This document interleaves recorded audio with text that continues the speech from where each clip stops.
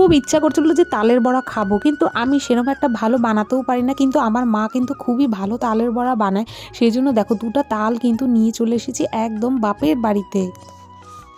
আর তালের বড়াই বলো বা অন্য কোনো কিছুই বলো, মেয়েদের কিন্তু যা কিছু খেতে ইচ্ছা করে তা কিন্তু প্রায় সবার মাই কিন্তু পূরণ করে। তেমনই কিন্তু মাকে বলেছি, আর এসেই দেখি বাড়িতে মা নেই, সেই জন্য আমি তালগুলো নিয়ে কিন্তু এরকম খেলছিলাম। তো যাই হোক, আর তালগুলোর সেন্ট কিন্তু দারুণ ছিল। এটাকে কিন্তু আমরা হাঁড়ি তাল বলি।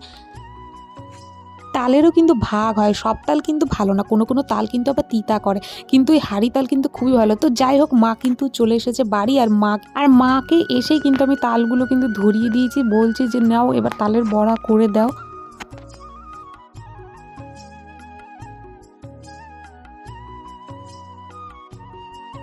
আমি বোকার মতো বসে আছি, কখন যে তালের বড়া হবে।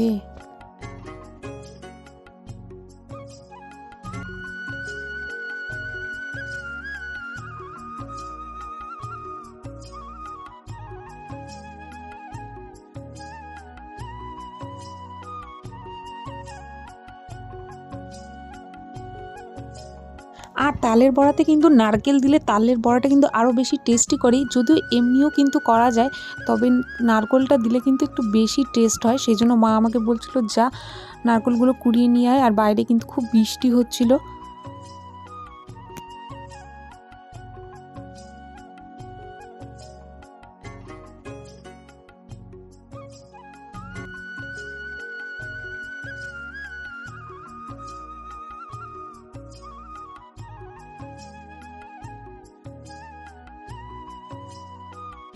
নারিকেল তো কোরানো হয়ে গিয়েছে, সব কিছুই কমপ্লিট। এবার চলো রান্নাঘরে যাওয়া যাক। সব কিছু কিন্তু রেডি করে মা নিয়ে নিচ্ছে, আর এই দিকে দেখো এরপর কিন্তু তেলে ছাড়বে, আর আমি ভাবছি যে কখন হবে আর কখন খাবো। জানি না এত কেন তালের বড়া আমার খেতে ইচ্ছা করছে। মা থাকা যে জীবনে কতটা গুরুত্বপূর্ণ তা মাকে কিন্তু দেখলে বুঝতে পারি, কারণ যখন যা কিছু আমার খেতে ইচ্ছা করে শুধু মাকে বলি যে এটা বানিয়ে দাও, তখনই কিন্তু সঙ্গে সঙ্গে বানিয়ে দেয়।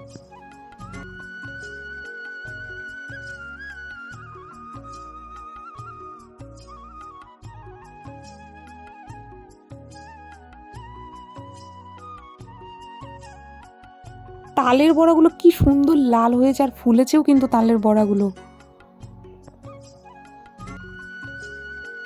এই জন্য আমি তালগুলো নিয়ে এসেছিলাম, জানি যে মা সবচেয়ে ভালো তালের বড়া বানায়, এই জন্য মাকে কিন্তু আমি দিয়েছিলাম যে নাও তালের বড়া কিন্তু বানিয়ে দাও।